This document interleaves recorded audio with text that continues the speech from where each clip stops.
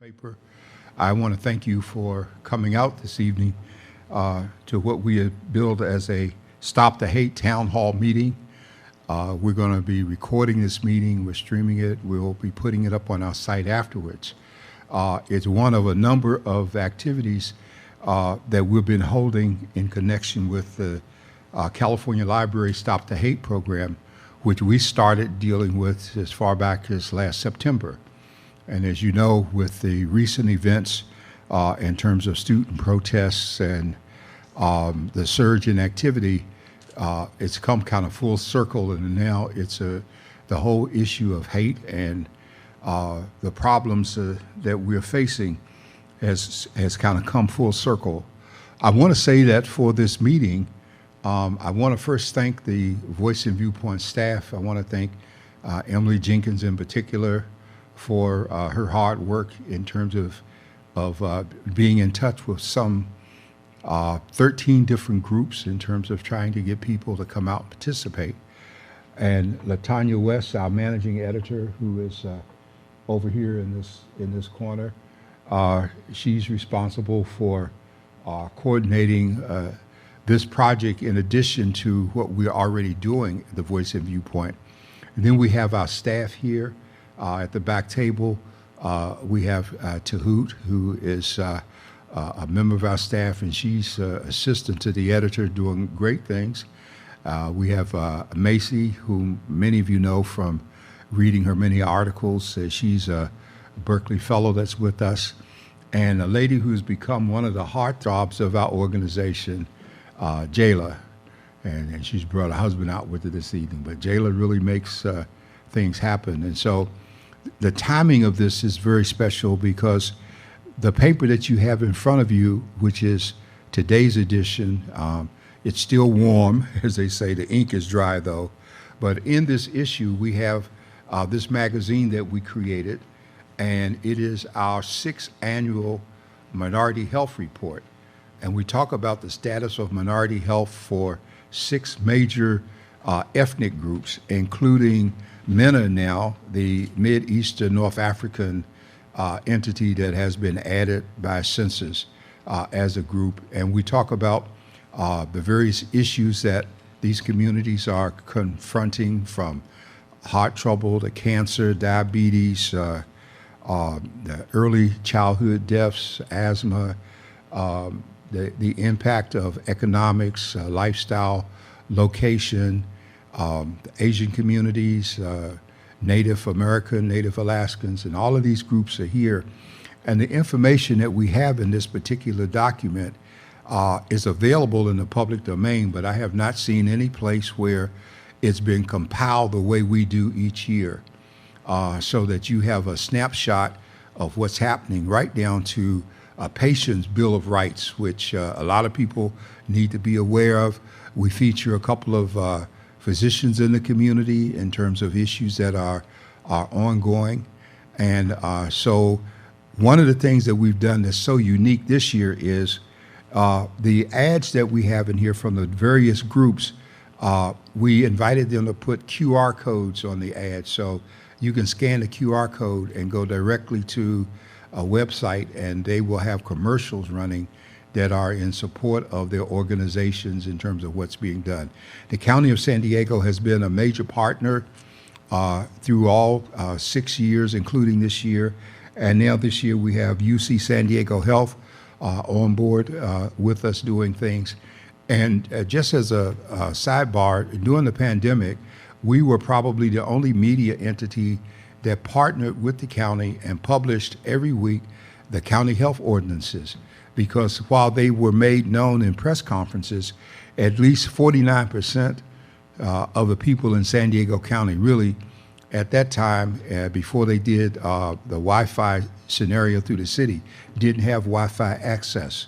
And so once we put it in the paper in terms of the county ordinances, then each week we gave thousands of copies of the paper to the various food distribution points so people would get the update, like the freeze on rent evictions and where we were. We published each week what was happening with COVID. We color-coded it, the zip codes and where those things were going on to make this information available to the community. And then we went a step beyond that, and the Voice and Viewpoint, from a philanthropic standpoint, gave thousands of dollars to the food distribution entities as well as Feeding San Diego and the food bank, and to the people that were doing the volunteers. They give stipends to the volunteers so that they could be consistent in terms of doing the food. We still have a hunger challenge, and the distribution is still going on, and we are still encouraging people to be supportive. We're very fortunate that within our group we have an entity, Black Men and Women United, that we've been meeting informally since 2005. And one of the people involved with us is Dr. Jerome Robinson. Jerome, hold your head up.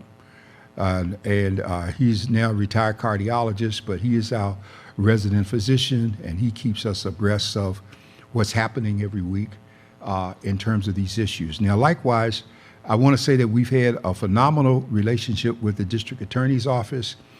Summer has really been a great asset. Matter of fact, the task force that was created just before the pandemic to handle complaints coming out of the schools in terms of personnel, that task force was an outgrowth of conversations that she had with our organization, because she would come back to us frequently, and we talked about how we had parents who were experiencing a lot of problems that were basically illegal, the way some administrators were handling them.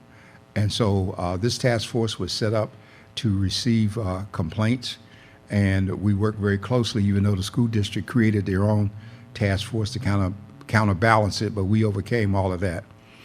And so we stand before you tonight, 64 years old, 65 years in terms of the paper. We were hoping for a number of additional participants. Some people, because of the long holiday weekend, are going to be away.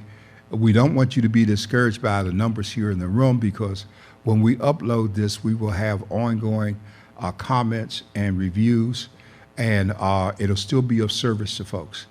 And so with that said, I would like to just, I'm going to take a few moments with you, because I think it's always important for us to get on foot with what we're dealing with. And so the whole idea of the hate crime effort, as you probably know, accelerated in the past 2 or 3 years, especially after all of the attacks that were taking place on people. And although we documented and we saw on television it had much reference to attacks on the members of the Asian community, it's still the African American community that has the highest number of incidents of hate crimes. And so our position here is that we want people to be aware. We're trying to form support groups that cross over, if you will, ethnic lines, that cross over communities. We have some communities here who are immigrant communities. They are new to America in many ways.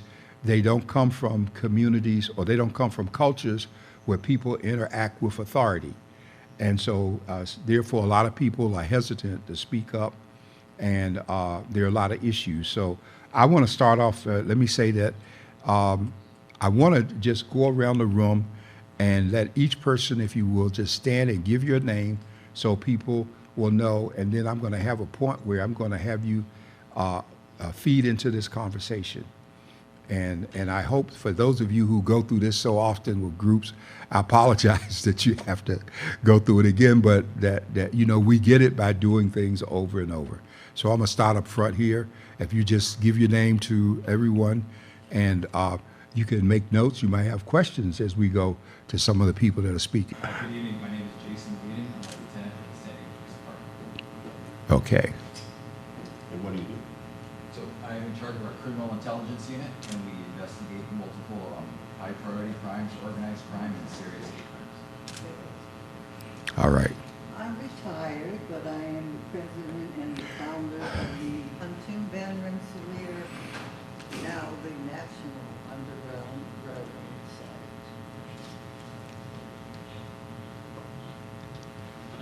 I'm Jerome Robinson. I'm a retired cardiologist and I've practiced in this community for about 40 years.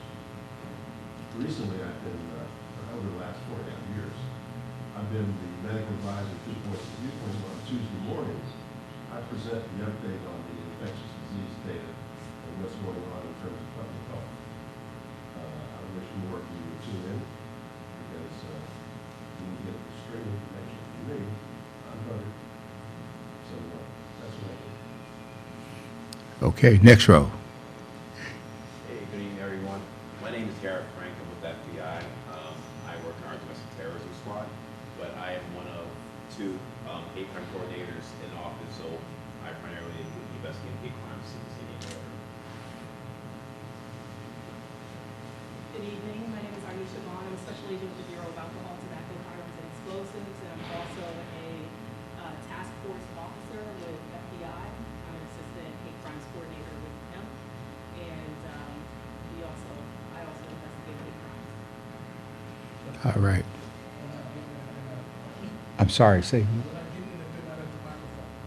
You're not? You're not giving me. Oh, okay.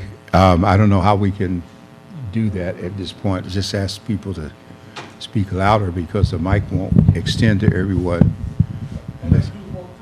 Yeah, okay.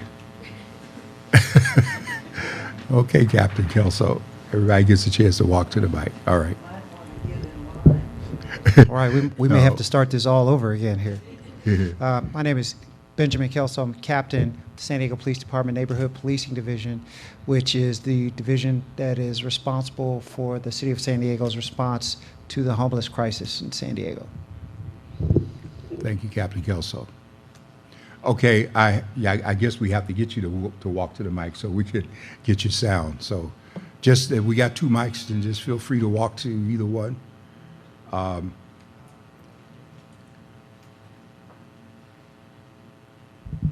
Hello, everyone. My name is Elizabeth Liu. I am originally from South Sudan. I am president and CEO of the Nile Sisters Development Initiative, and it's a pleasure to be here. Thank you. Thank you. Yes. Hi, my name is Tram. I'm representing the Low Saigon San Diego here in San Diego. Okay. Sir, I think you're next. Yeah. Hello, I'm Bill Fontenot, community activist and longtime supporter of the newspaper. Thank you. For those of you who just came in on the back row, you can use this mic here. We're giving everyone a chance to identify themselves, and then we'll come back on this side to the DA's office.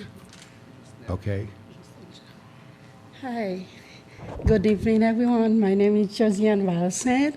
I'm working with Asian Wage Alliance, and I'm with 2 Asian members, James and John. Thank you. All right. Thank you for being with us. Pleasure. You can still speak, sir, even though she mentioned your name. You could.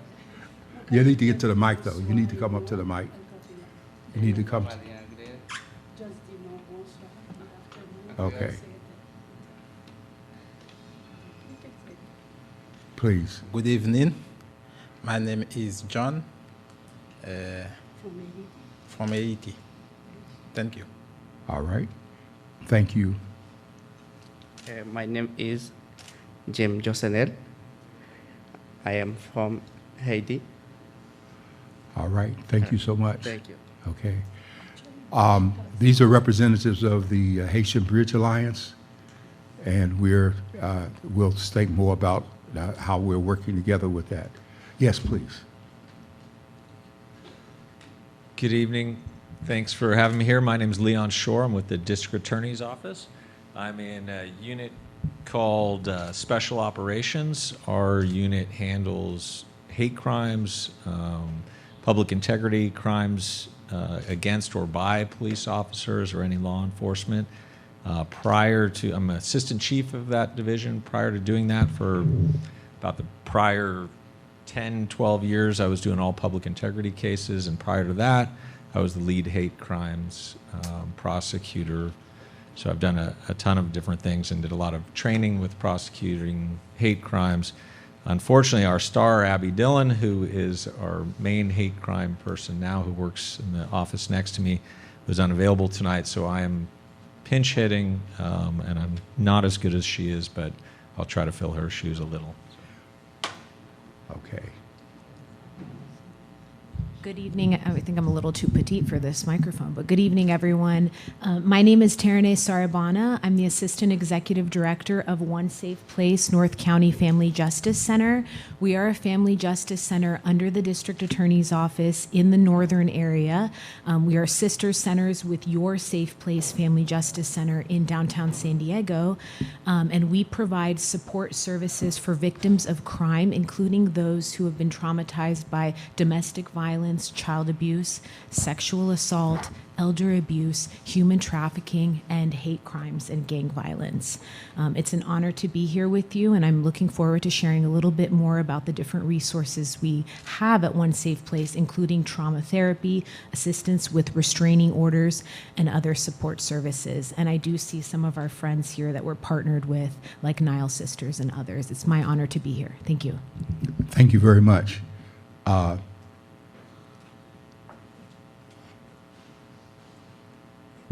Hi, Dr. Daddy. Good evening. My name is Chida Warren Darby. I am the Director of Boards and Commissions for the City of San Diego, and one of my commissions is the Human Relations Commission. So I'm here on behalf of the commission to listen and collect information. Thanks.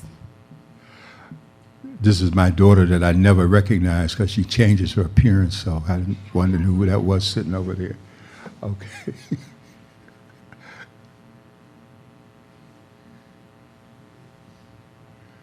Good evening, everyone. My name is Al Abdallah. I'm the President and CEO of the Urban League of San Diego County.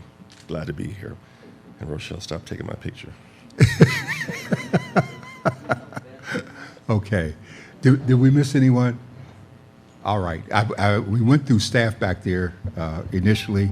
This is Dr. Leonard Thompson III, who is always handling all of our technical streaming and recording scenarios in terms of what we're doing here.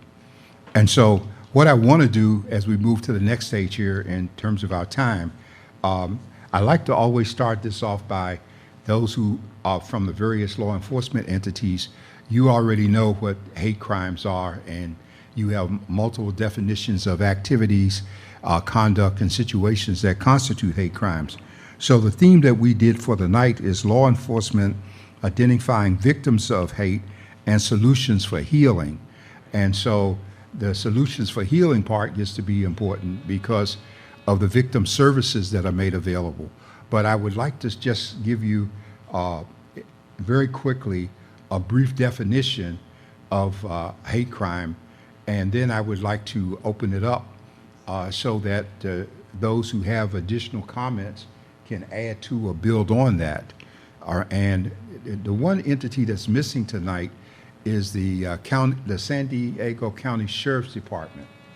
And we tried very hard to get them to come out here, but we just weren't able to pull it off.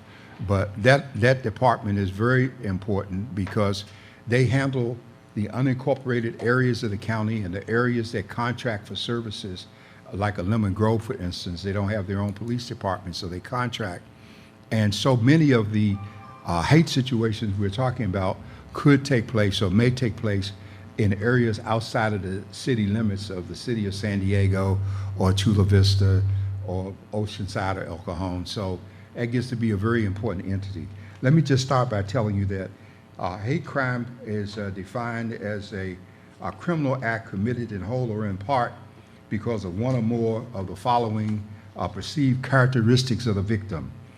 Either the victim has a disability, gender, like LGBTQ, nationality, in terms of maybe an immigrant, race, ethnicity, religion. We see it often in terms of what's happening between the Islamic community and Christian community, the sexual orientation or association with a person or group with one or more of these actual perceived characteristics in whole or in part. So you don't have to actually be a member of the group. You can be friends to a member of the group, and you can become a victim just based on that. And so these characteristics get to be very important, and it's not always an act of violence against you. It's not always a name calling, But sometimes when there's an incident, as the district attorney's office has shown us in the past, when a complaint is filed and you go pull up the record, or maybe the person never said anything or called the victim a name, but if you pull up their social media account, they may have all kinds of history there that suggests a relationship between actual hate crime and the accusation or the encounter with the victim. And so the main thing is that the suspect does not have to make sure that they are saying something in a particular instance. They don't have to be calling the person a name, but there are situations that take place. We've seen cases of pushing or shoving of someone, or people being knocked to the ground. Not all of these things end up being acts of violence against folks. And so we also found, since we've been doing this, that there are problems within the school system. That, for instance, many of the girls in the Muslim community who, because of their head wrap and their dress, often come under persecution in school from their classmates or from school peers, sometimes even from school administrators. And we've had incidents where the administrators were actually calling the students names that suggested that the administrators were engaging in this activity themselves. And so we want to create an environment here where, because San Diego is such a cross culture of people, we want to have an environment where people begin to feel that you are not alone, that you can talk to folks who might not look like you or who might resemble you, but are just as much a victim as you are. And we know that with the immigrant community, we have major issues taking place now. I was just talking to one of my colleagues with the Haitian Bridge Alliance, and she was sharing with me, you know, the county shut down the immigration entry system that we had going. I think they're going to refund it. But this person was telling me that there are people now being brought into the country and shipped directly to the airport. And that there are people now at the airport sitting around on the floor waiting for a flight, don't speak English, got tickets to New York or someplace, don't know where they're going. Nobody is giving them any food, water support. And so the Bridge Alliance has been in touch with the airport security. They've been going there, offering food and water and assistance to the people who are there. Many of them so far are Haitian, and of course French is a dominant language, but because a number of Haitians have come through South America, there's still another great number that are Spanish speaking. And so we need to have that communication. We also saw something very significant happen when the war broke out with Ukraine and Russia. We saw when we were bringing people over, there were Haitians.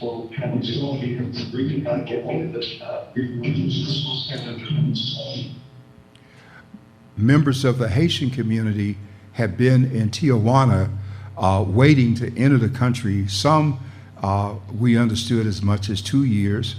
The Voice and Viewpoint had been a distribution collection point where people were dropping off supplies that we could then give to the Alliance to pick up and carry to the folks over there. And what we saw happen was that people from the Ukraine were being brought into the country ahead of the folks who were already waiting in line from Haiti. And those people had been waiting because they had been given special permission, as you remember, from the earthquake. And so the earthquake was so devastating that we were allowing people to come here for a period of time. And so this discussion is important because some of us might not even be aware of what's taking place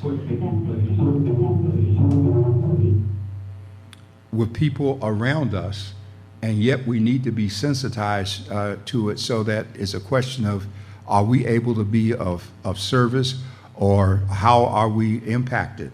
And so with that having been said, I want to kind of open this up, and I think there are a couple of ways I want to deal with this.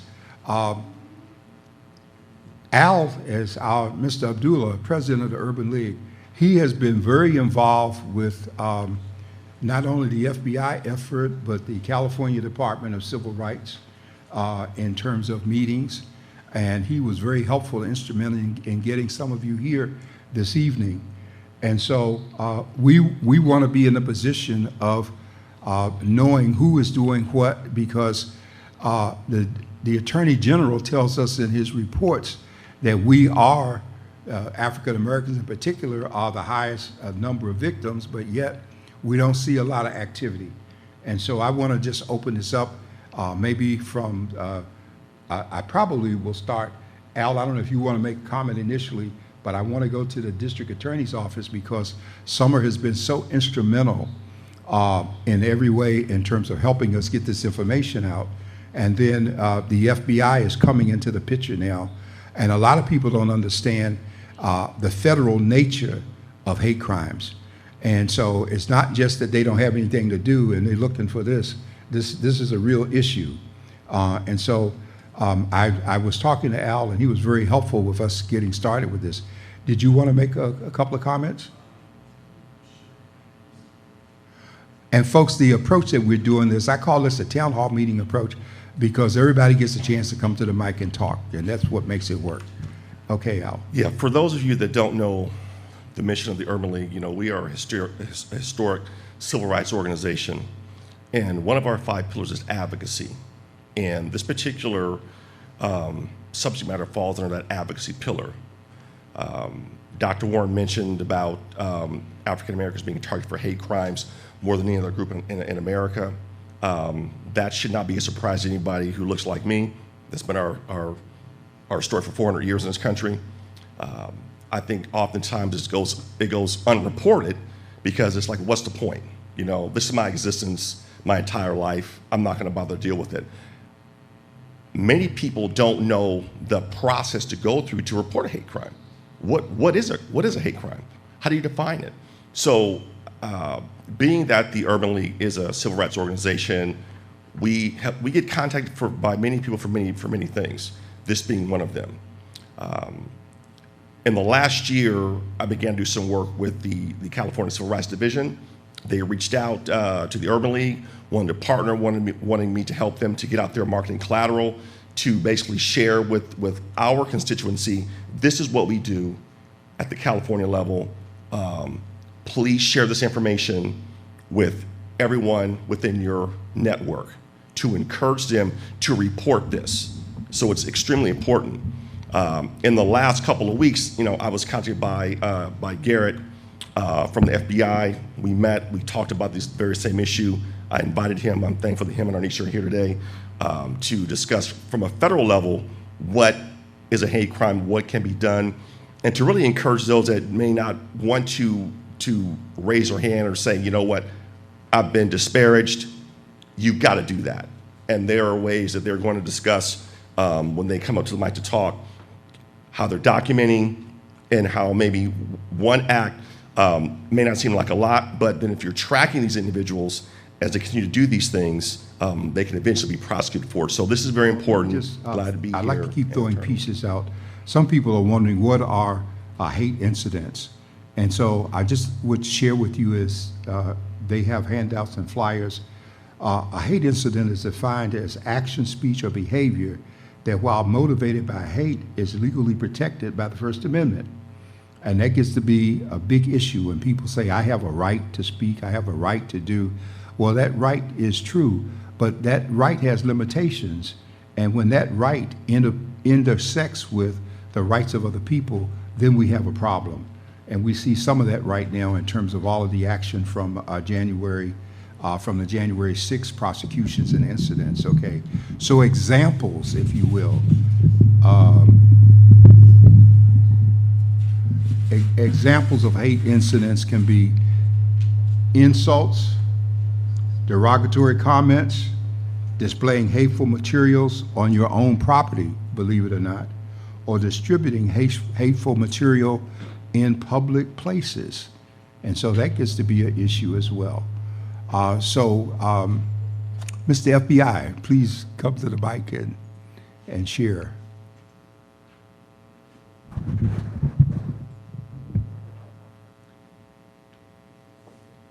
Good evening. Good evening, everyone. Hear me better now? Thank you, Dr. Warren, for having us here. We really appreciate it and Thank you. giving us the platform and time this evening. Like I said, my name is Garrett Frank. I'm with the FBI. I am assigned to domestic terrorism, but for FBI, hate crimes falls under domestic terrorism.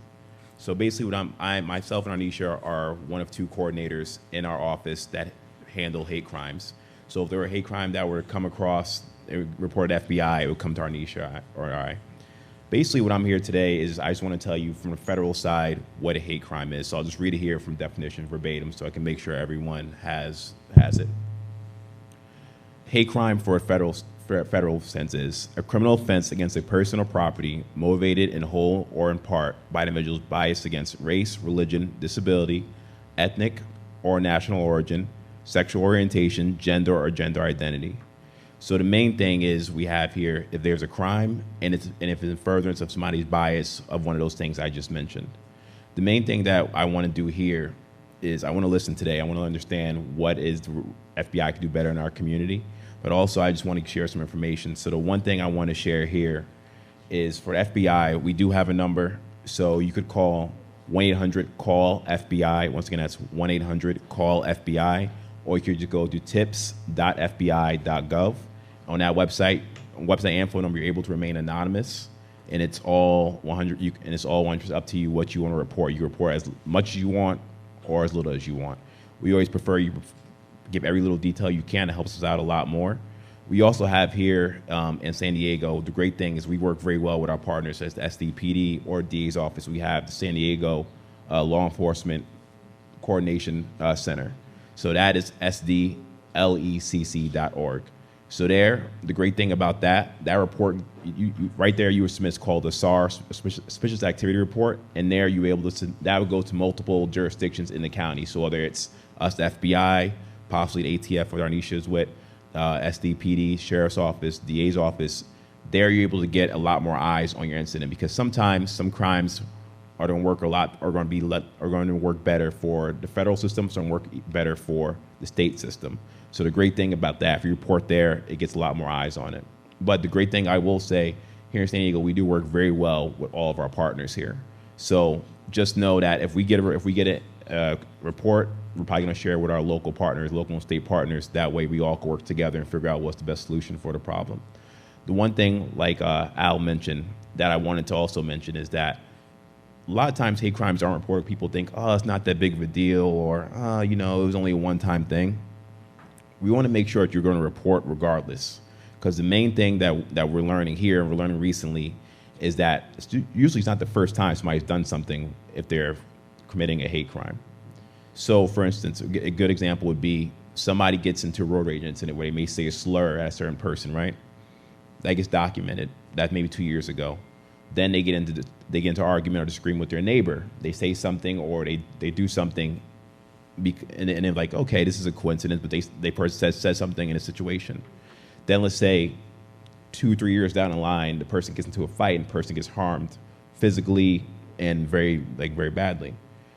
If that person is of that protected class, there were also other incidents, we could then build that case and say, you know what, this wasn't just a fight this person got into on this day. This was because this person was a protected class. So it's very important to report, and that way that helps us in the long run build the case. So appreciate your time. Once again, I just want to give the number again. That is 1-800-CALL-FBI, and then also you go tips.fbi.gov. You can remain anonymous, and you can put as much as you want, little as you want, but we just want you to report. Anything you think that you may be affected by, we want you to report it just so we could have it in our system. Thank you for your time, and we'll be here taking questions, and we'll have some flyers and pass it out then also. Thank you. Thank you, sir. Is there a question, Jerome? Yes. You got to get the mic for your question. Yes, sir. Maybe. My question, I think you mentioned something about displaying material, and that could be construed as a hate crime. Yes. Are we going to get Judge Alito? We'll mention him, but we're not going to spend time on him tonight. We're going to let Congress do that. Yeah, okay. That's DC. So I can't comment on that. But yes, displaying is something that we also can prosecute. So for instance, you may have an incident where someone may display a noose. Even though you're not physically attacking someone, that causes mental anguish, right? So just displaying a noose or a swastika or something like that, those are all things that could be used to justify this is a hate crime. This wasn't just a First Amendment protected act. Because some of these symbols have meanings, right? So when we understand those meanings, we know what that really was meant for. It wasn't meant to just display, oh, okay, I like this rope, the way it's displayed. No, that's not what that's meant for. So yes, if you have any incidents where something's displayed or a sign or something like that, it's displayed, and also if we also could prove that it was displayed to get your attention or that person's attention of that protected class or whatever, that also would help us document it as a hate crime. So thank you. Well, okay, thank you. I want to hear, especially in terms of ATF, because so much happens in terms of when we go in. Many times you are following up and you find all kinds of weapons and ammunition and issues, and then there's a question of whether people are in legal possession of those things. And we've had a couple of embarrassing situations in San Diego along that line. About 20-some years ago, we had a gentleman who was sitting at home on a Saturday evening with his wife, and this is no reflection on current San Diego PD. PD broke into the home over off Federal, and they didn't really identify themselves in terms of jackets or whatever. And so they came in, they broke in, they were really looking for one of the children who I believe was a drug dealer at the time or had some drugs. The father didn't know, and so he met this force by standing up, maybe trying to defend his house, if you will. His wife was knocked down. He was shot and killed in the incident. And then following that incident, there was a press conference the following week. Captain Kelso, you remember this Du Bois situation I'm referring to. There were two Du Bois. This is the one that was over off Federal, the home situation.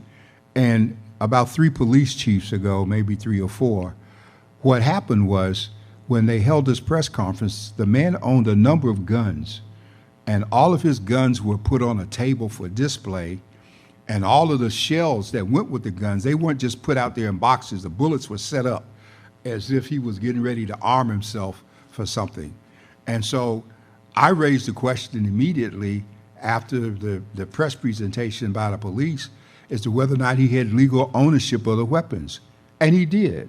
They were all legally his, and they were legally in his home. But yet there was an effort to present it as if it was something other than what it really was.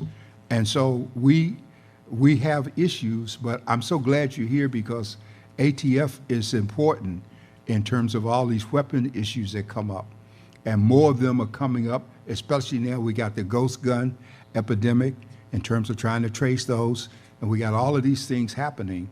And our community is probably the most unarmed community that there is. I think African Americans in particular and migrants, they have fewer guns than anyone. But I can tell you from living in East County for many years, my son used to come home and say, Dad, you know, we're the only people that don't have a gun rack. All of my classmates, they got rifle cases, and you go out to the gun show and they're buying the equipment to make their own load, you know, and so everybody is preparing for something. And yet we kind of miss the significance of ATF. And so I think you kind of misunderstood in terms of all the stuff that you do. I'm from the East Coast, so I know how important those labels are on the cigarettes and the liquor bottles and the and what people used to do to avoid paying taxes on those things by the truckloads. So would you just say a word about what you find as being the role of ATF? Because not every hate crime is terrorist related, but many have the potential.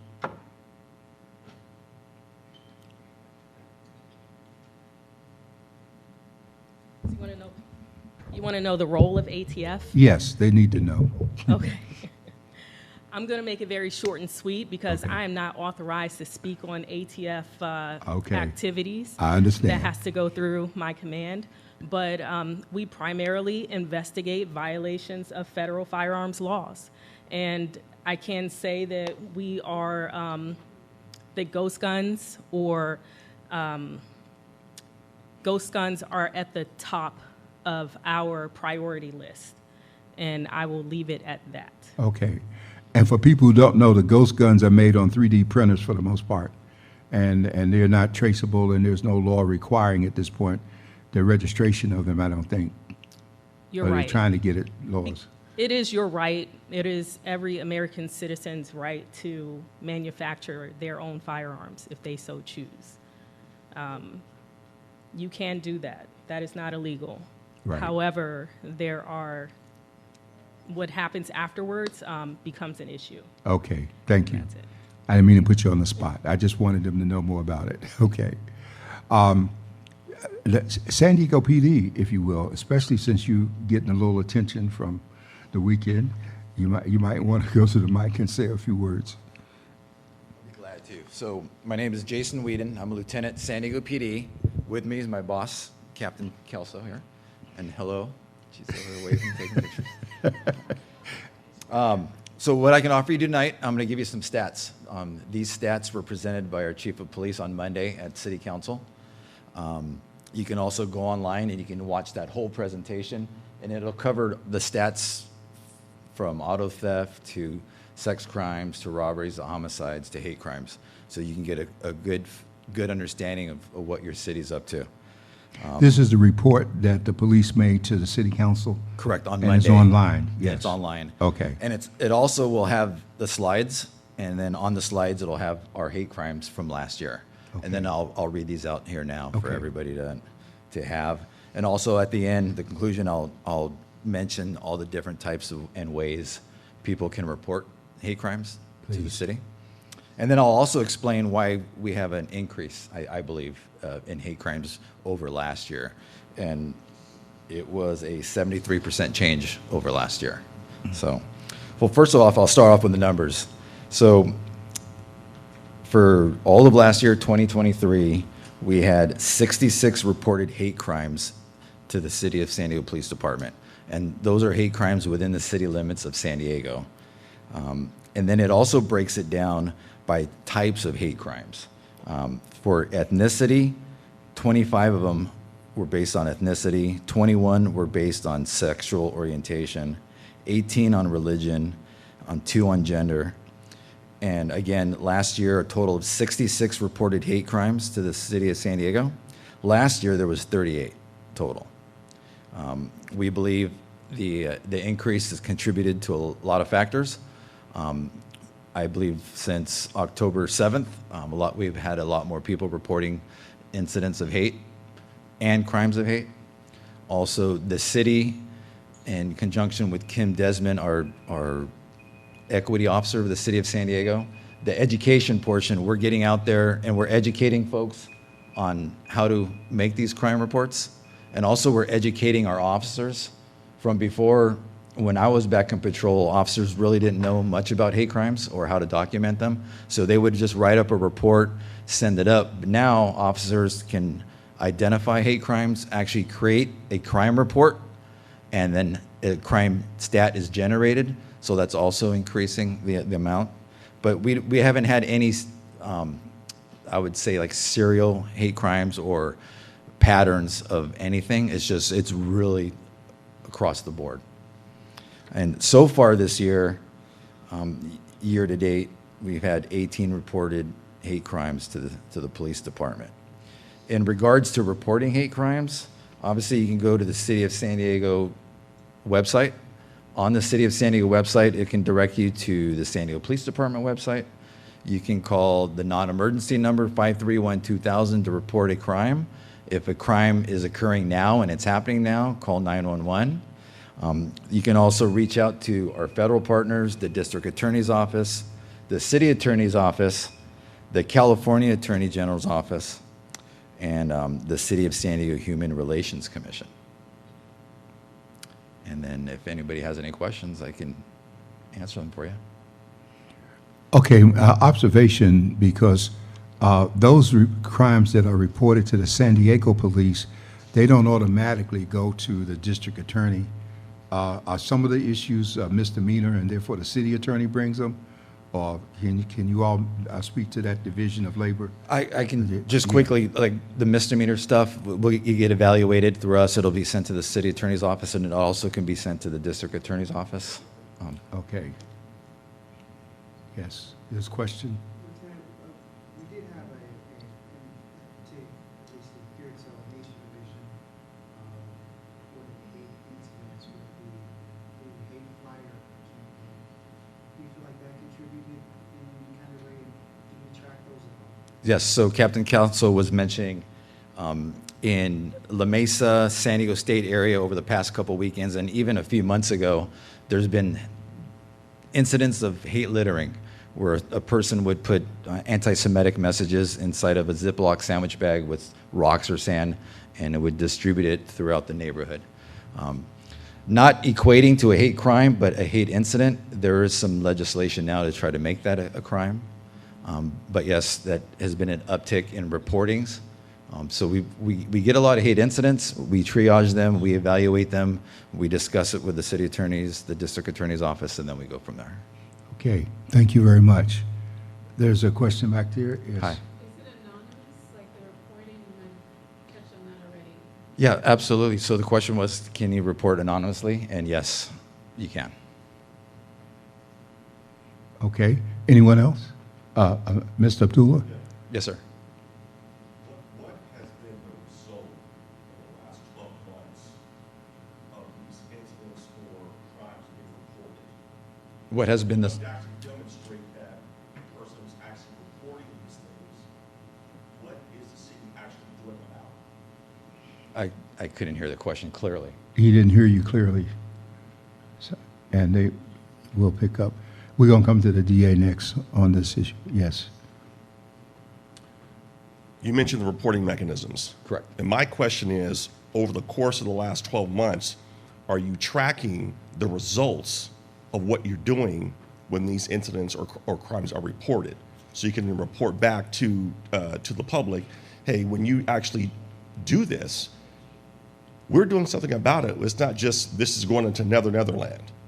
Yes. So there's multiple ways we do that. First, obviously, the officers out in the field can be 1 in the morning. They're creating a hate crime report. The detective will get that report, evaluate it. If it reaches even close enough to be prosecuted, they will send it to either the city attorney's office or the district attorney's office, where it'll be evaluated even further for prosecution. So a lot of times, crime reports are generated, and there are crimes. Like, for instance, we get a lot of people stealing flags in the Hillcrest area. The officers are writing those up as hate crimes, but we have absolutely no leads whatsoever to go on that. Like, for instance, there's no video, there's no, that's just an example. But obviously, depending on the severity of the crime, if it's obviously if it's a hate crime involving great bodily injury or something serious or death is involved, obviously more resources are put into that and being solved. But couldn't that not be based on what the flag is that's being stolen for us? If they're stealing rainbow flags. Correct. Okay, so then that's a whole different issue. Yeah. They're certainly not stealing American flags. Okay, and so then that raises the question that you're talking about. Yeah. But also to follow up on your question, you're kind of questioning what kind of results are we getting on. Right. What can you report to the public? Hey, of the 73 that have been reported, of those 73, what has happened? Yes, there are those numbers for those. Yeah, I don't have them with me right now. Okay. So, but again, it starts at 73, but then you got the flags, you got fights that. Yeah. I mean, it dwindles significantly from that. Right. So. I just think it's important that when you're communicating with the public, when you have these incidents, that you share, here's what's happened. Okay. So that actually increases the confidence that it's worth to me to actually report these things. Absolutely. So. Well, thank you. Yes, Latanya.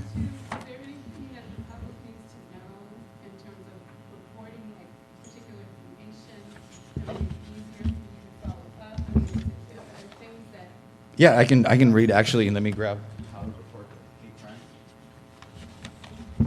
Similar to what Dr. Warren was reading off previously, what is a hate crime? He read the definition of it, but actions to take, obviously report the emergency if it's a 911 type call or a report call on 531-2000, but actions to take. Obtain medical attention, obviously, if needed. Be sure to keep all medical documentation. Write down the hate language. Leave all evidence in place. Do not touch, remove, or clean up anything. Document what happened. Take photographs of the evidence, writing down exactly what was said, particularly any words that indicate biased motivation and other information that may be valuable. And finally, get the names, addresses, and phone numbers of other victims and witnesses. Okay, go ahead, Captain Kelso. When the victims are known in the cases, and those cases go forward for investigation through any one of whether it's investigated at the command level or at your level of centralized investigations, and those cases go forward, are the results of those,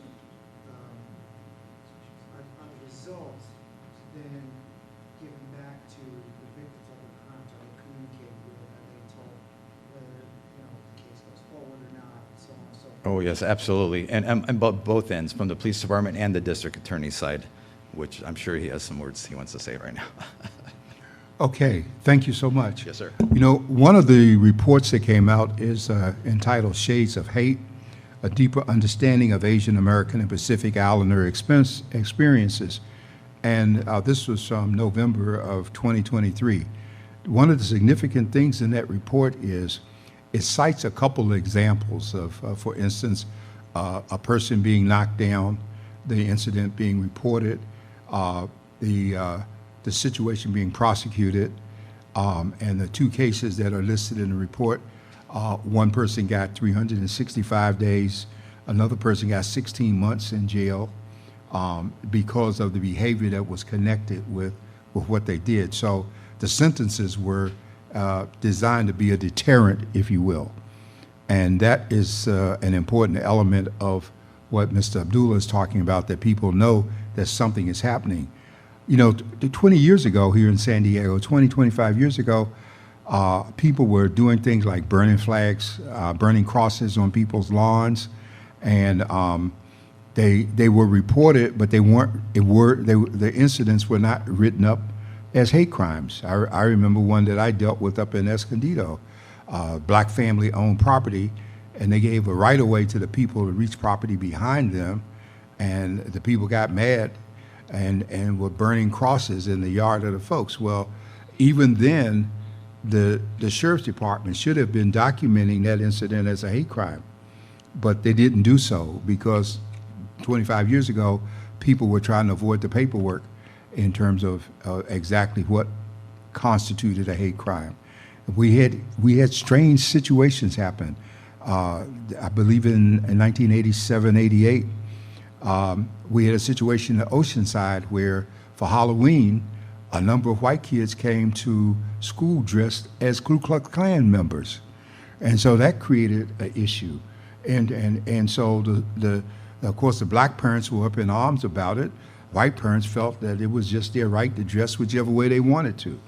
Then in Santee, a couple of years ago, we had a gentleman that went to the supermarket in his Klan hood. Well, he had a sheet that looked like a hood.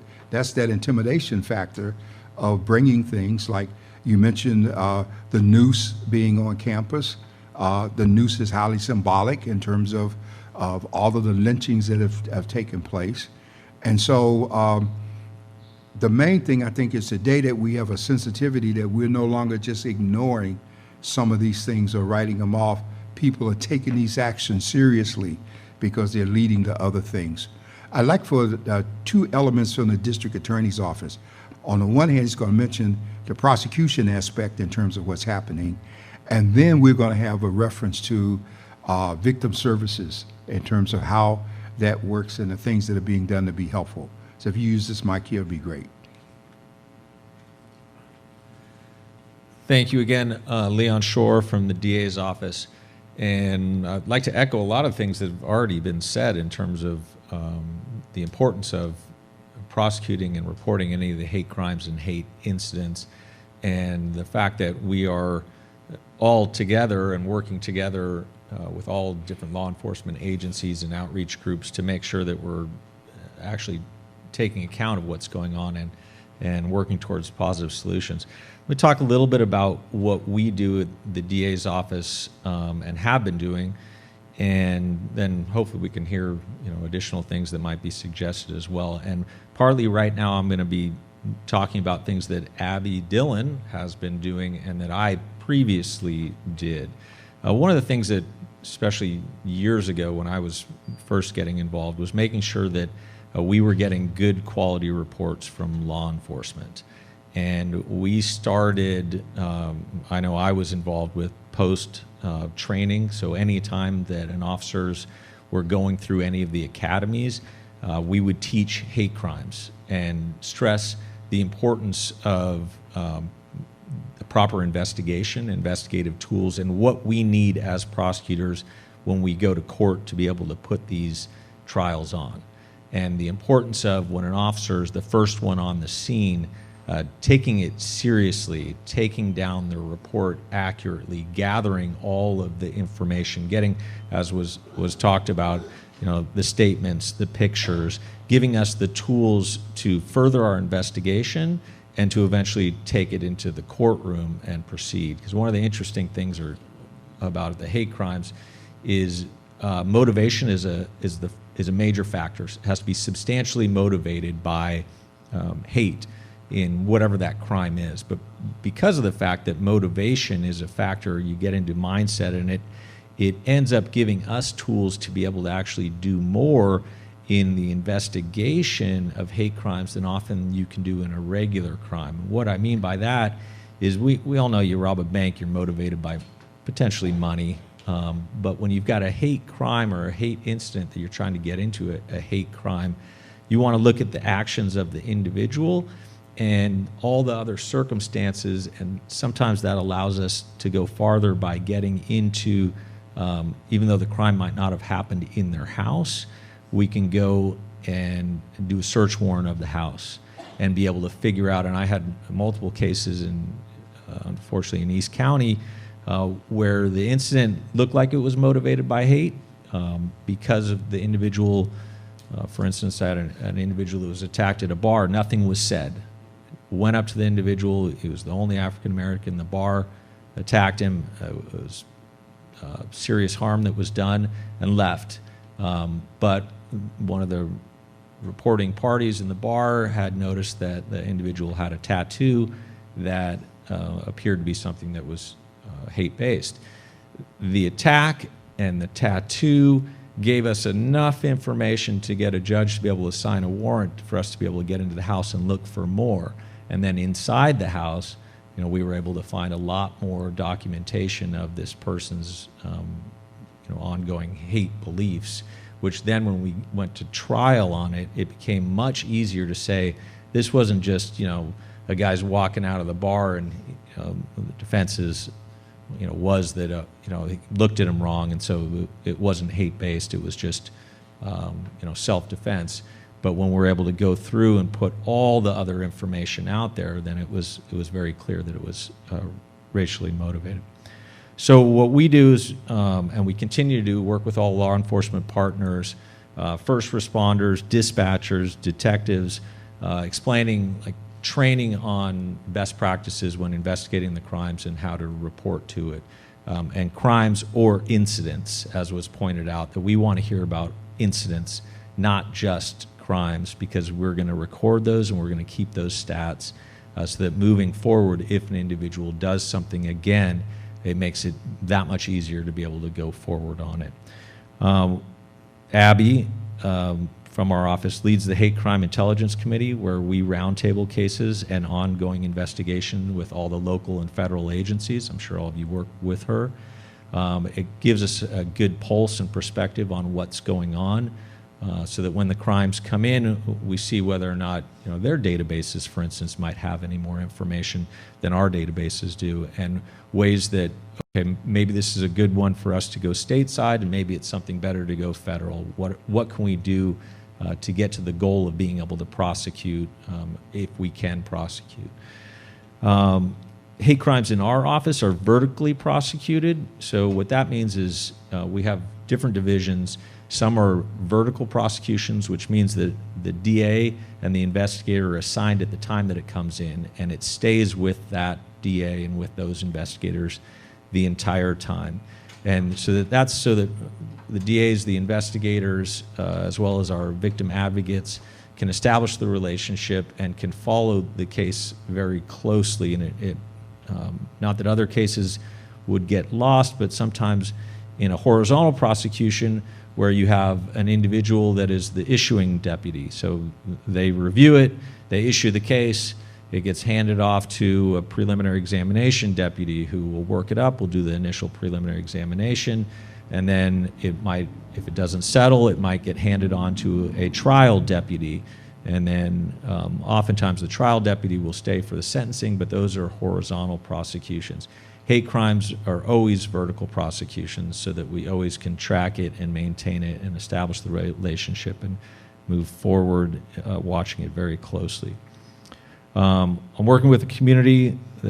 The chair, or Abby, is the chair of the San Diego Anti-Hate Crime Coalition, made up of community groups, nonprofits, law enforcement agencies, and she's regularly providing training not just to law enforcement but to the public to identify, help to identify hate crimes, hate incidents, etc. In terms of reporting, we do have multiple ways that hate crimes can be reported through the DA's office.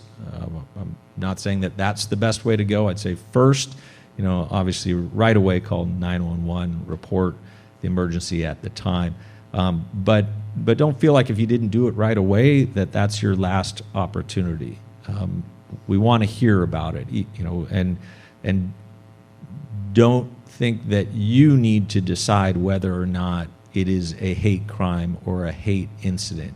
If it's anywhere close, if you're thinking this might be a hate crime or a hate incident, that's enough. Then you've made the decision, you should be reporting it. We want to hear, and we want to be able to document it, to record it, to investigate further, and for us and our partners to be able to make that decision.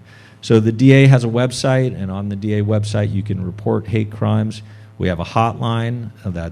I'll give you the phone number, 619-515-8805.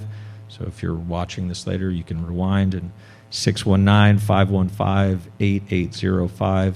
We also have an email that you can directly email, which is just hatecrimes@sdcda.org.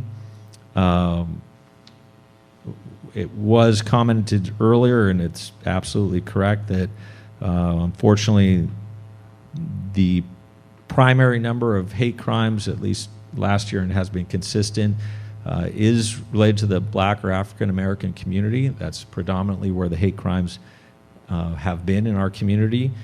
In terms of stats and numbers, I don't have a ton of stats with me, but what I do have, but Abby has them. We keep all the incidents, then we keep all the prosecutions as well, and we keep all the results, and everything is reported, and we work with the Attorney General's office and as well as federal offices. But just for you to know, unfortunately for 2023, we did file 30 different hate crime cases. That doesn't mean that we have more that are reported to us. I don't have the numbers of the number of reports that came in, but I know that we filed 30 different cases. And like was said, just because it went to SDPD doesn't mean that it ended up being filed by our office. It can be filed by the city attorney's office in the city of San Diego. So these numbers aren't complete in terms of the number that were filed in the county, which would include our office, the city attorney's office, and then federally. I'm happy to answer any questions now or moving forward during this, but I do want to stress that we have a very robust victim advocacy program within the DA's office. And that's not just related to hate crimes, but it is part of hate crimes as well. And with that, You don't have to be a victim of a crime that was prosecuted in order to receive services. So sometimes we can't get to a prosecution for one reason or another. That does not mean that you can't receive services, and we want to make sure that those services are provided. And I really would like to get an opportunity for one of our lead advocates to talk about some of that.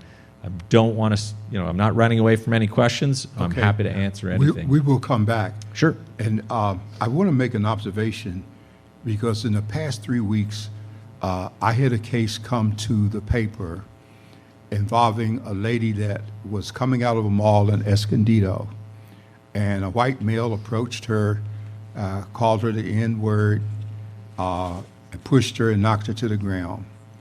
Of course, she was frightened in terms of what was happening, and he continued to curse at her. People in the store saw what happened. They called the police. The police response were 2 officers, a white male and a white female. And they immediately approached the woman who was the victim, took the position that she was the perpetrator, that she started the problem, even though people were trying to say that she did not. It escalated. They began to lay hands on her, which will always be a scenario where people will resist when they know they haven't done anything, and just her slight movement became a resisting arrest scenario, and she was arrested and put through all kinds of changes. So I immediately forwarded this information to the district attorney. I wasn't going to wait in terms of Escondido police, and I think Escondido might be one of those communities that contracts with the sheriff's department for services. I'm not sure. But the moment I gave this over to the district attorney and I gave it to her directly, she immediately took this case and made it an active case.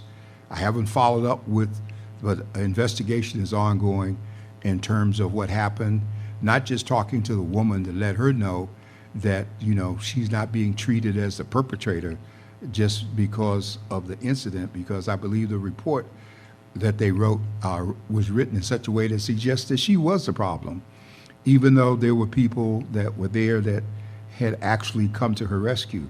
Those are the incidents you're talking about, where you reach out to other people surrounding the situation to get a better view of what actually took place. And so because we got it and we were able to refer it, she's going to get some attention. We don't know what the outcome is, but we know that there were enough people that were concerned about what happened to her. And we know that this is a major concern, especially in the African American community. You call the police responses from the standpoint, if there are 2 people involved and one is black, then you must be the one that started it. And so people then withdraw even making a phone call because they feel they're going to be treated as a perpetrator, even though, if people don't want to come forward as witnesses to help, like what we're talking about, then it gets more involved. But I do want to say, in fairness, that the DA's office is really making a real effort to investigate beyond just the police report in terms of what's happening with these instances. So if we have questions on you, we'll come back. Absolutely. I want to hear from the victim services, and then we want to hear from those of you who are here that might have questions or comments, because that's the whole idea, is to hear from you, but to equip you with enough to make you comfortable in doing it. Please go ahead. Thank you so much, Dr. Warren. And thank you, Leon, for sharing that. Obviously, You're going to have to speak louder. Oh, sure.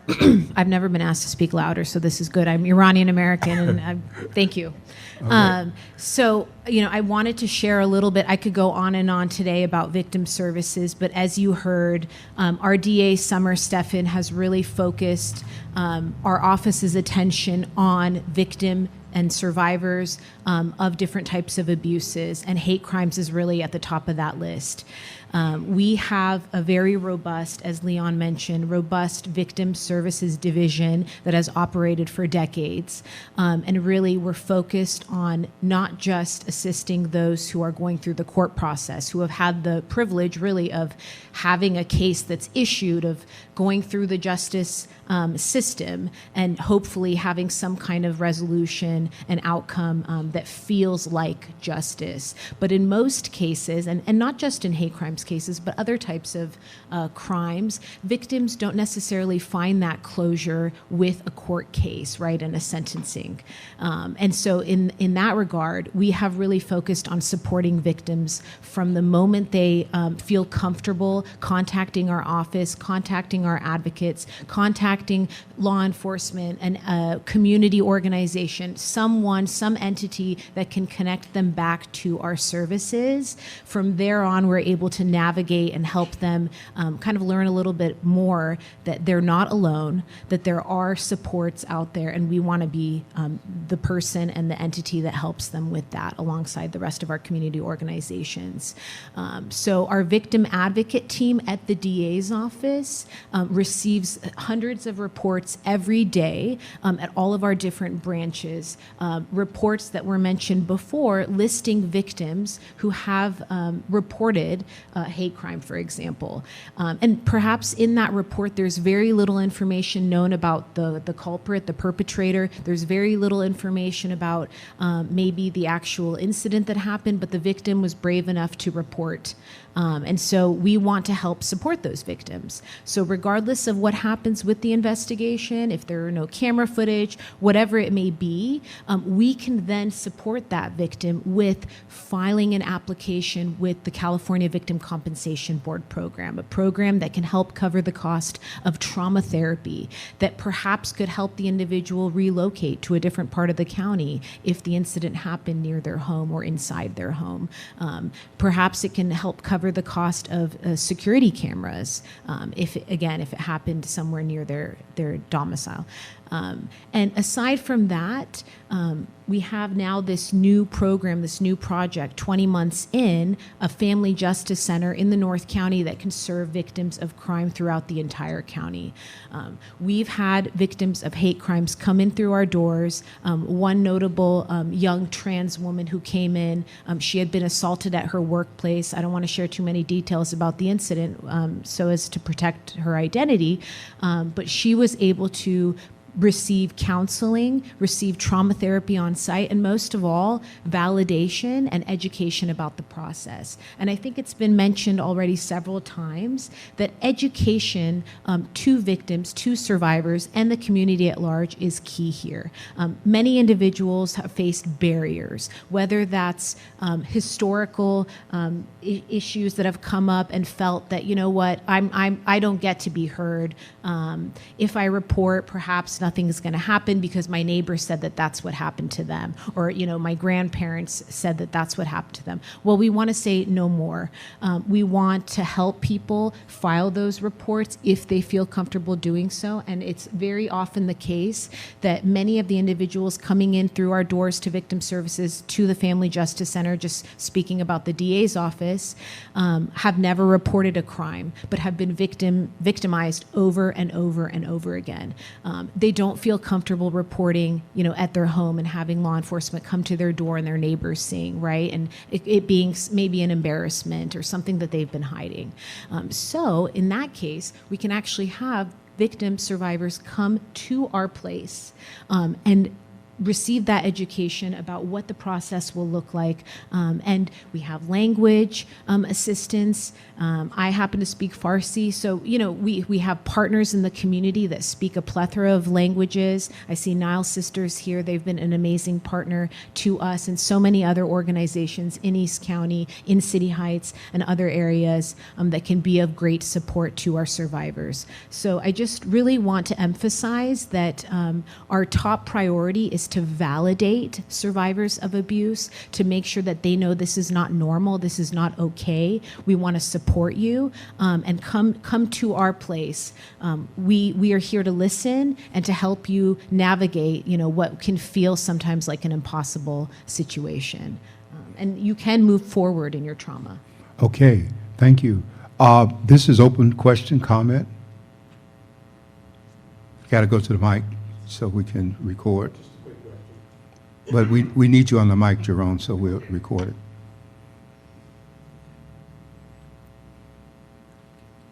Demographically, where are most of these hate crimes occurring?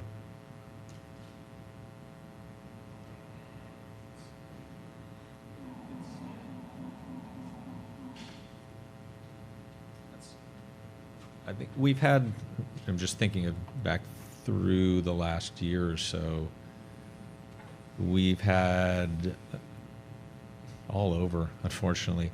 East County, we've had, hate crimes. We get a fair amount through there. We've had Hillcrest area. We've had South Bay. We've had in the sports arena area. We've had North County. So I don't know that we have one area that's more focused than other, but I'd love to get back to you with that, with Abby. But yeah, I mean, unfortunately, it's all over. I don't think you're safe from hate crimes anywhere, which is part of the issue. Well, we have a couple of high-profile incidents, like the Held Angels that beat the individual, and there was a press conference on there. There was an indictment, but I only think only one went to trial. And then we had a situation during the Black Lives Matter scenario where there were incidents that occurred, and I believe a couple of those went to trial. So they weren't geographically located. The hate crimes were more issue-oriented than geography. Okay, that explains it. I'll hold my second question. Okay. Emily? Thank you all for sharing many of the great resources that you have to offer. It sounds like every agency that we have here has a way to report hate crime, which is great. But my question is, how many, if I experienced or witnessed something that I believe to be a hate incident or crime, how many would I only need to report that to one agency? And then would it go through the tunnels to get to everyone else, or would I need to individually handle that with different groups? Very important question, yes. Yeah, I think the important step is the reporting, and that we're all very well linked, and we'll make sure if you report it in the wrong spot, we'll get it to the right spot. And there is no wrong spot, because you got to reach out. We got to make sure that they report to somewhere, and then if it comes into SDPD and they realize that it's a sheriff's issue and it's in North County, or it'd be better federal, they're going to make sure it gets where it needs to go. Great, thank you. And there is a working relationship between the district attorney and the U.S. Attorney's Office. And so there's a sharing of information. U.S. Attorney representing the federal side. Yes, Derek, please. Yeah, just speak to your question.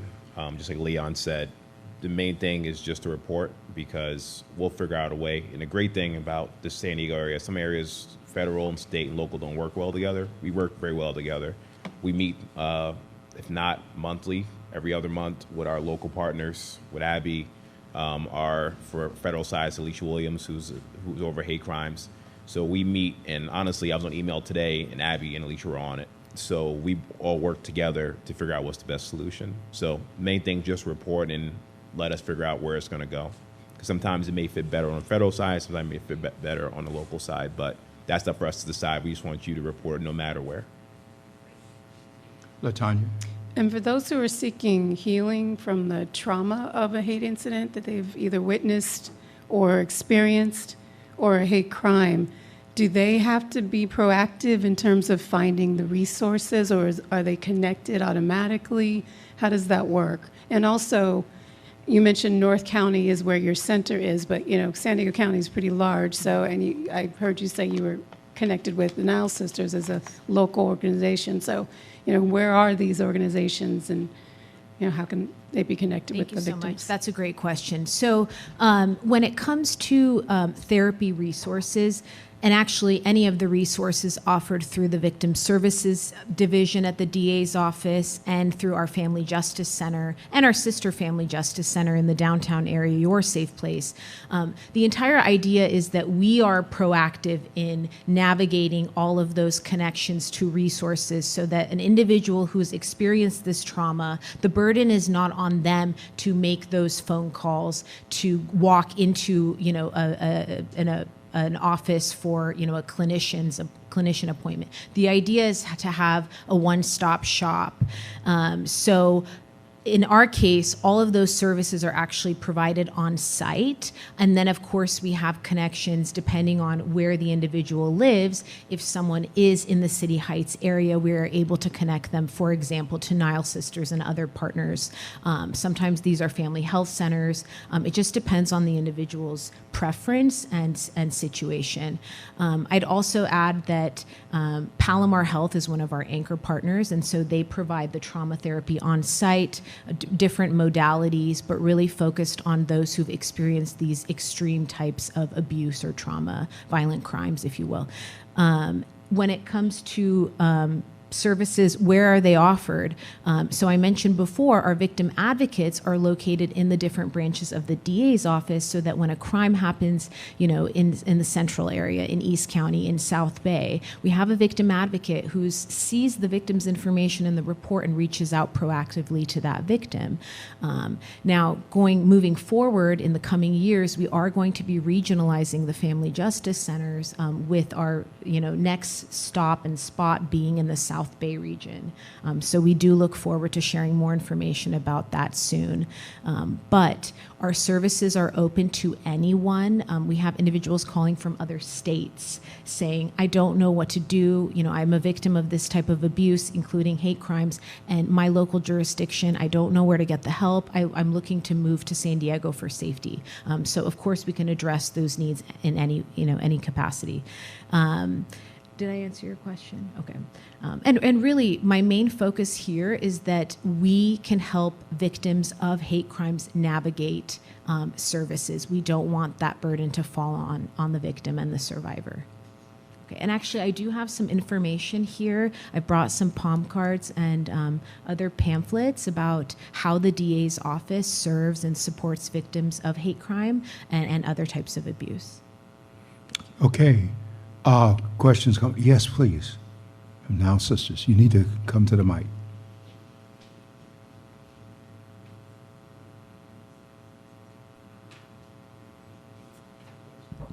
I just want to take our mind back. I want to comment on migrants that have come to our county recently. Nile Sisters' mission is to educate, support, and offer training to refugees, immigrant families, so they can become self-reliant. So we have 3 categories of services. We have emergency, advocacy, and we offer employment training, train not only refugees, but low-income, anybody who really wants to become a certified nurse assistant and to build healthcare career. So recently, from the month of January to almost mid-March, we supported migrants, those who are coming, undocumented, drop at the airport. We supported about 1,000 plus, and from 25 different countries around the globe, including Haiti, Russia, China, name it. We supported them all.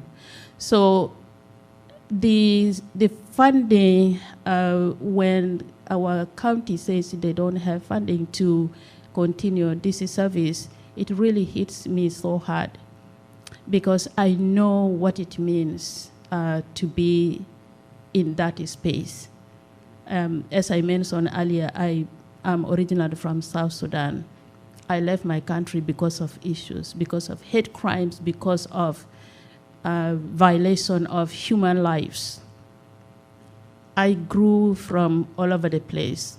From Uganda, I came to Kenya, From Kenya, I'm here in the United States. And within my own country, Sudan, I've been displaced from south to north. I was in north for 8 years. And after 8 years, then I left the whole country. I came to Kenya for 3 years. After 3 years, then I'm here in the United States. About 25 years now. I thank U.S. so much for their kind, for their generosity, and open the doors for us immigrants and refugees to come and live in this country safe. Yes, there is hate crime. We experience it in one form or the other. Sometimes people like us, when you are not very keen, you will not even know that this person hates you. Because it is so very sophisticated. The way they say it is so very sophisticated. Like, your teeth, the white teeth, it sits so well on the black gum. That is an insult. Why do you describe me up to my gum, up to my teeth and gum? And sometimes they say, oh, your costume is very beautiful. Duh, it is not costume. This is my professional dress. If I dress like this in Africa, they will really honor me. Say, wow, there comes a queen. But here it's called costume, they call it anything else. So for you to understand this is really, this person doesn't like you, you have to be very keen. But if you are English learner, of course it goes shh, shh, quickly. You don't analyze it. You think that this person is praising you. No, this person is not praising you. So we really need to be, I love this discussion, but I want it to be deeper because there are so many things going on in the community. I want it to be more frequent and to go deeper to address real issue, not to just scratch it and leave it like that. Migrants that have been coming and they're still coming, this is another issue to be discussed. Because these people come very desperate. The very first thing they need is food. The second is shelter. And then come down to their cold. The women need to change their clothes, need to shower, need to do. These are things that we need to talk about and address.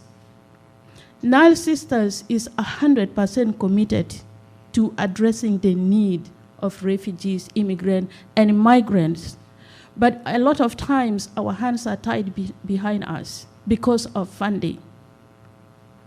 Because of funding. You write a very beautiful proposal, but who looks over this proposal? Sometimes I tell people, I speak so many languages, 5, 7. But I don't write my own proposal for Nile Sisters. I use a professional grant writer. But it's still, the name, it is associated to maybe Africa, the name is associated to a feminine name, and my application is judged differently. I see other organizations don't even have the quality service that Nile Sisters provide. They get funded. It's because somebody is talking on their behalf, because somebody is there for them, because the bureaucracy is just too much. So when migrants or refugees come, they don't have support. Even if me as executive director, I work non-stop. Either weekend, in the evening, it doesn't matter. For me, I work. But I need all that support in order to support the people who are really desperate in need. That being said, I would say, Dr. Warren, thank you so much for organizing this discussion. I really would encourage that we take this discussion deeper to find out exactly the issues facing migrants, refugees, black communities, and minority like us. when we talk about minorities, a lot of times, it is not us. It means different other population. But we are the minorities here. We really, really need support. Nile Sisters has been serving this community for over 20 years now. We recently bought a building on Fairmount Avenue to serve and expand our services to the community. Thank you for the highlights. We have started behavioral health counseling services. That's where what our partner is saying. We see people from trauma, from domestic violence, from either school or whatever. We see them all. We have licensed therapists on our staff. So I am here. I have business cards. Anybody who needs more information about our services, I can provide you, and you can either call me or send me email. I do very well with email, though. Sometimes my phone goes silent if you are not registered in my contact. So if you send me email, I'll make sure to get back to you. Thank you so very much. I appreciate it. Okay, thank you. Thank you. Thank you so very much. Questions or comments? This is a part of what we wanted to get done in terms of hearing from those we don't hear from. Yes, please. I will start to say thank you for everyone here and taking time to listen to us. But I would like that wasn't like only listening, but we need action. And when it comes, for those who don't know, my name is Josiane Valsin. I'm an immigrant from Haiti since 2010. Right back after the earthquake, I came to the U.S. And now I'm working with Haitian Bridge Alliance as a community health coordinator. But guess what? It's not just that yet. As an immigrant here, I know with us, it's sad to say that, but I am always saying that Asian community is very different. What we've been saying is true, and it's good to know that we have support, we have people looking after us. But my questions and all the questions, even though I let them know, I'm not a lawyer, I'm not a police officer, I don't know that much what you're asking or about. That's why tonight I'm here to ask questions on their behalf and let you know what is going on. Most of the Asian in San Diego, especially, we are undocumented or granted with TPS. People are afraid to report what happened to them. And I understand the fear because anytime something happened, it's like, oh, paper, are you a citizen? I heard someone said, yes, it is your right. But after she's saying that, she mentioned that it is the right for every citizen American. But guess what? United States, it comes from so many countries. What about those yet not a citizen American?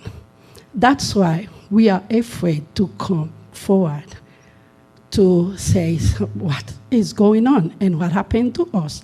And I think people take they took those as excuses or power to put us down.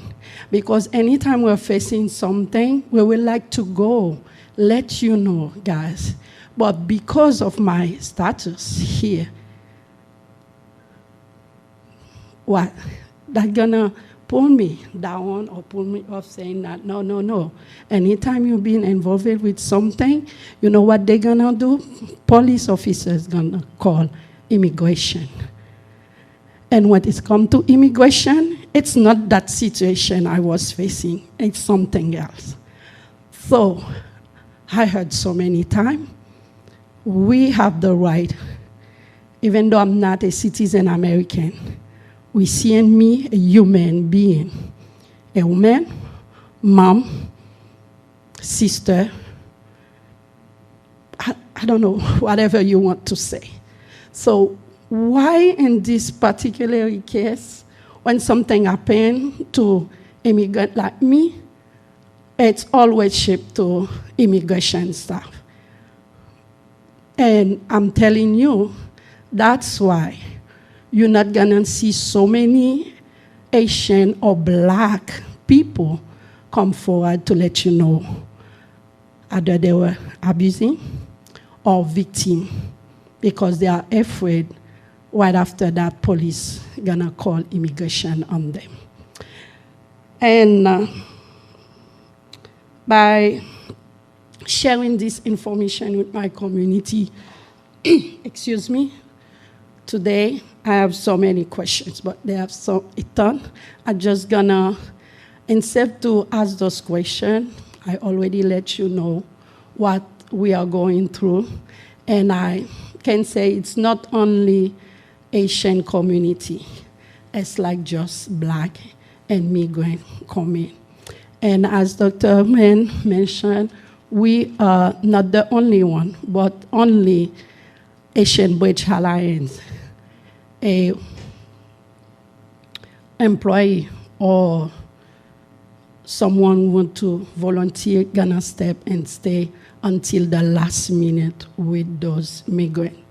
We always going out for Asian, but when we stand for every single immigrant. Why? Because we know what they are facing. And I came from those situations. I know back 2010, right after the earthquake, I didn't have a visa to come to the US. I went to Mexico, seeking for a better life. And from Mexico, I'm not ashamed to say that. I don't have any bad record criminal here, but I'm just looking for a better life. So that's why I understand better people, and I stand with Asian Bridge Alliance to speak on their behalf. And I'm not gonna say advices, but I will say suggestion, because talking to them, so many of them said we're not coming because we see anytime they have something or an event, meeting, they always provide translation for the other people. Spanish will be well, and sorry, name more, but never Asian Creole or French. I think to have a better community, better country, is educate, and translation is very, very important. I would say the key of anything you want to say or do.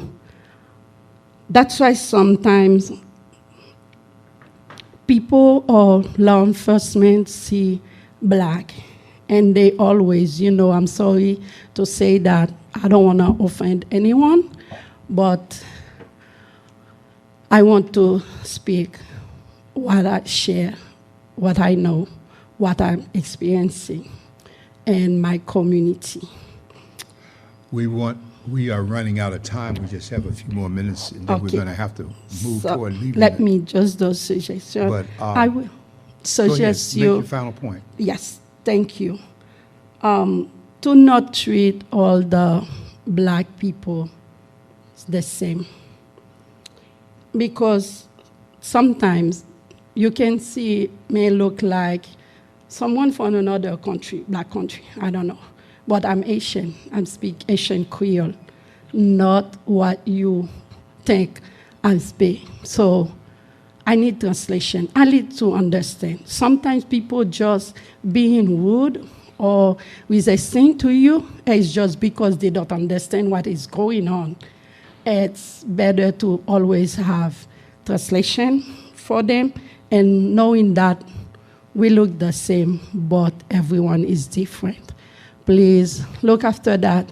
We have so many things we're not fair to our community and taking, and because of our immigration, they always lay stuff together, put us down on a spot to say, I'm gonna shut up, no matter what. Thank you. Well, let me just encourage you from our standpoint that we are trying to create a safe space in which you can come forth and speak. And no one here is calling immigration in terms of any comments. I think we've established here that immigration is not an issue for us in terms of providing services. Did you want to make a comment? Very briefly, Dr. Warren. Thank you, Josiane. I want to honor your comments, and I take them to heart, too.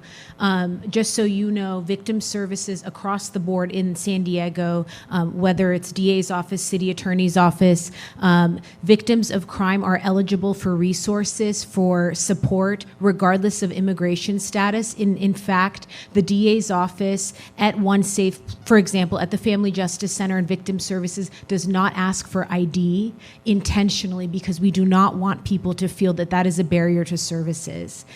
Thank you so much for your words, powerful and true.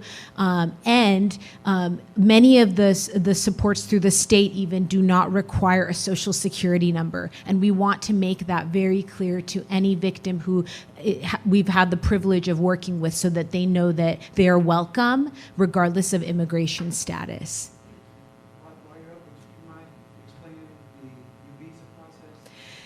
I will not be explaining the entire U visa process, but to your point, Captain, which is a great one, victims of crime are oftentimes eligible for U visas, and in fact, we work with, and our whole partnership with the San Diego PD and many other agencies to assist victims with that process.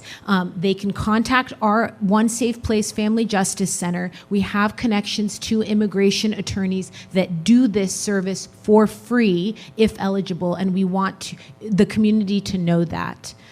So thank you so much for your words, and I don't mean to take too much time. No, that's okay. And we do want you to pass on what has been said to those here who are not English speaking and that you're speaking so eloquently for.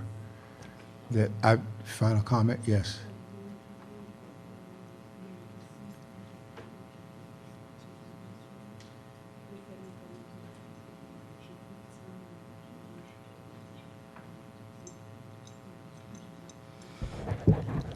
I have a complex question. Do you have any hate crime people who go into the elementary schools for their victims? You do? Yeah, that question has come up before in some of our group meetings, and there are organizations that have people. I believe the last time I heard that issue, it was from members of Somali Family Services and from the Coalition of Arab Islamic Relations. They had documented cases of situations in schools where the girls were being harassed, number one, and they reported the harassment, and a couple of the administrators made ethnically derogatory comments to them for even bringing up the reports. Okay. And so those situations are under investigation.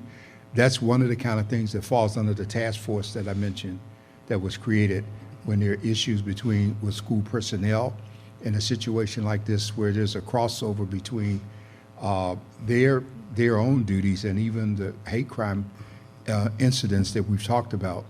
So yes, the issue is looked at.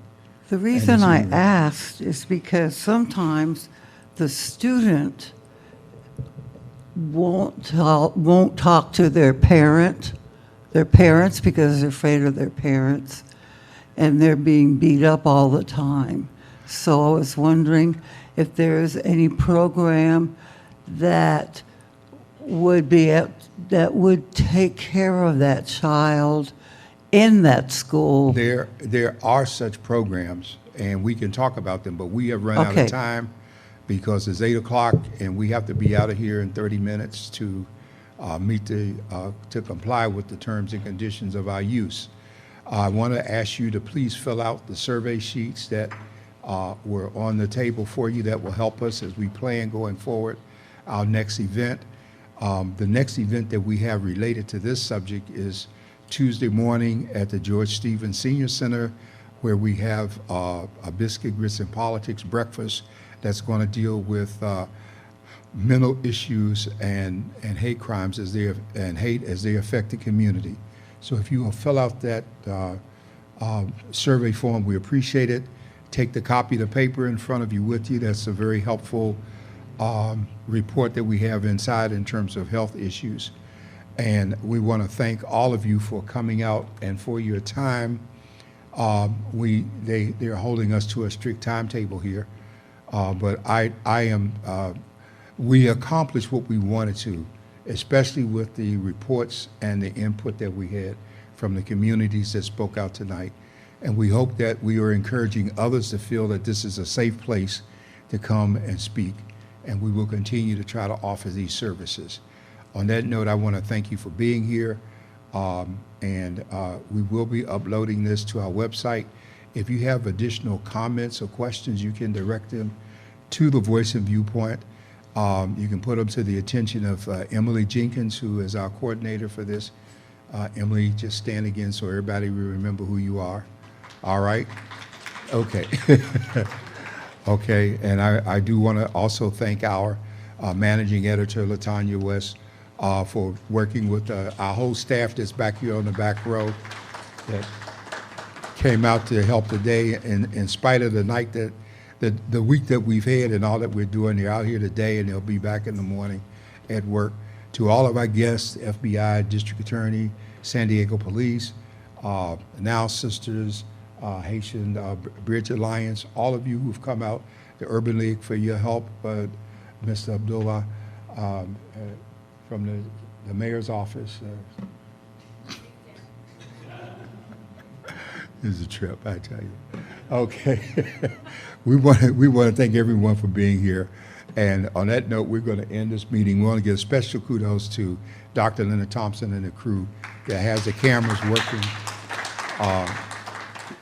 to make this all happen and take place.